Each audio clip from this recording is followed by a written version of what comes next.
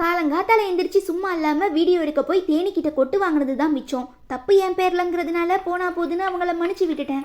வழக்கமாக ஞாயிற்றுக்கிழமை பிரேக்ஃபாஸ்ட்டுக்கு ஏதாவது ஸ்வீட் சாப்பிடுவோம். அதனால இந்த வாரம் பாயசம் செஞ்சுருந்தேன். சீனிக்கு பதிலாக பேரிச்சம்பழம் யூஸ் பண்ணியிருந்தேன்.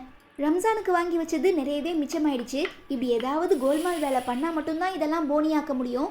ஆஸ் யூஷுவல் கொஞ்சம் நெய்யில் ட்ரை ஃப்ரூட்ஸ் நட்ஸ் எல்லாம் போட்டு வறுத்துட்டு அதே நெய்யில் சேமியானை போட்டு வறுத்தெடுத்ததுக்கப்புறம் இன்னும் கொஞ்சம் நெய்யில் பட்டை கிராம்பு ஏலக்காய்லாம் பொரிஞ்சு வந்ததும் 1/4 லிட்டர் பாலை ஊற்றி அது நல்லா கொதிச்சதுக்கப்புறம் சேமியானை போட்டு அது கூட ட்ரை ஃப்ரூட்ஸை சேர்த்து நல்லா கிண்டிட்டோன்னா அவ்வளோதான், சோலி முடிஞ்சிச்சு. தேவைப்பட்டால் சீனி போட்டுக்கலாம், இல்லை ஹார்லிக்ஸ் மாதிரி அப்படியே சாப்பிடலாம். நான் செஞ்சங்கிறதுக்காக சொல்லலை, நிஜமாவே டேஸ்ட் ரொம்ப நல்லா இருந்தது.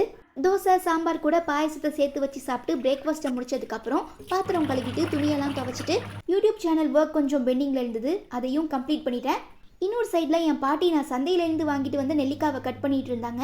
அது கூட இஞ்சி உப்பு புதினா சேர்த்து ஜூஸ் பண்ணிவிட்டு கொஞ்சம் தண்ணி சேர்த்து டைல்யூட் ஆனதுக்கப்புறம் தேவைப்பட்டால் மிளகுத்தூள் மஞ்சத்தூள் அப்புறம் இதனப்பா தேன்லாம் ஊற்றி மிக்ஸ் பண்ணி எல்லாருக்கும் ஒரு டம்ளர் கொடுத்துட்டேன். அடுத்து தான் எல்லாருமே ரொம்ப ஆர்வமாக எதிர்பார்த்துட்டு இருந்த முக்கியமான கட்டம், எஸ் சண்டே லஞ்ச்.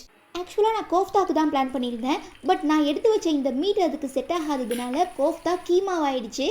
ஏதோ ஞாயிற்றுக்கிழமை கறி சாப்பிட்டா போதும்னு எங்கள் வீட்லேயுமே நான் சமைக்கிறதை ஏற்றுக்கிட்டாங்க. பொதுவாக எனக்கு இந்த புலாவ் ஆக்கவே சுத்தமாக வராது.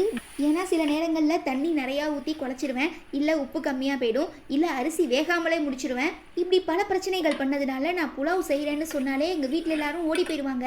ஆனால் இந்த தடவை என்னன்னு தெரில, எல்லாருமே ரொம்ப துணிச்சலோட ரிஸ்க் எடுக்கலான்னு சொல்லி உட்காந்துட்டாங்க. அதனாலவா என்னவான்னு தெரியல, இன்னைக்கு பர்ஃபெக்டாக வந்தது. அதே மாதிரி புடலங்காய் கூட்டும் நல்லா இருந்தது, கீமா கறியும் நல்லா இருந்தது. ஃபைனலாக இப்போ மாங்காய் சீசன் ஆரம்பிச்சிட்டதுனால மாங்காவை க்யூபாக கட் பண்ணி கொஞ்சோண்டு உப்பு மட்டும் சேர்த்து பீஸ் புலாவ் மட்டன் கீமா புடலங்காய் கூட்டு கூட சேர்த்து வச்சு சந்தோஷமாக சாப்பிட்டுட்டு அன்னைக்கு சண்டேவை நாங்கள் நல்லா என்ஜாய் பண்ணோம்.